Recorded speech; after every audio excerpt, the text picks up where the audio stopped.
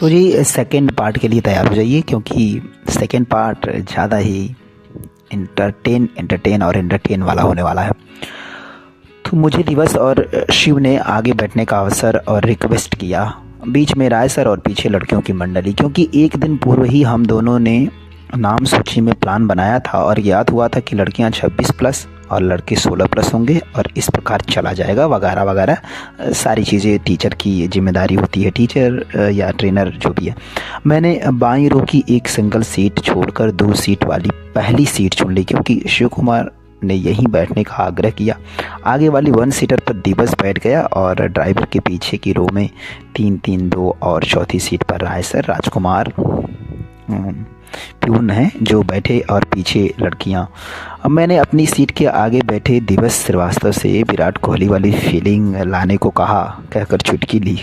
उसने कहा, हाँ सर, प्लेन में बैठकर चलने का फील कर रहा हूँ। गद्देदार सीट, एसी बस, ऊपर सोने की व्यवस्था वाली ऐसी बस से पहली बार जाना हुआ था। सो कुछ यादगार बातें करके माहौल खुशनुमा बनाने का प्रयास जारी था। ड्राइवर की ठीक पीछे मेरा एक और प्रिय शिष्य सच्चिदानंद त्रिपाठी, ऋषि मुनि आदि बैठे थे। दिवस व शिव कुमार ने तिवारी तिवारी नाम से बुलाना प्रारंभ किया। बस ने गति पकड़ना जारी किया और मैंने राय सर से आई कांटेक्ट करके गाना बजवाने की जिज्ञासा जाहिर की और उन्होंने बस ड्राइवर से कहा, बजा दो। मगर अभी बाजा ख़राब थी। मैंने कहा, हमारे पास इलेक्ट्रीशियन भी हैं, बीटेक वाले बच्चे हैं, चलिए आगे अभी बना देंगे। और स्पीकर वगैरह कुछ देर हंसी खुशी वार्ताएं जारी रहीं। बस आगे बढ़ चली थी और हिमांशु और दिवस ने कहा कि हमें मालूम होता है कि बस नौगढ़ होकर जाएगी, तो सर हम लोग यहीं बैठते, लेकिन इस ठंड में हम लोगों को भी उतनी दूर आना पड़ा।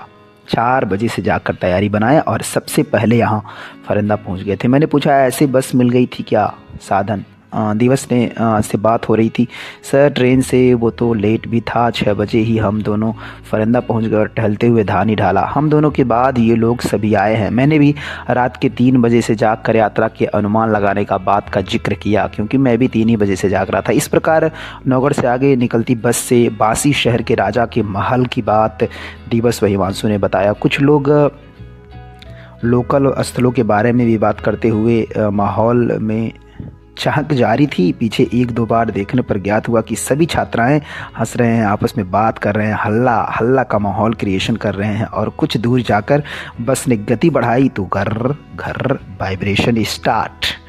वाइब्रेशन वाली बस याद रखेंगे, हम तो याद रखेंगे जीवन भर ये वाइब्रेशन वाली बस।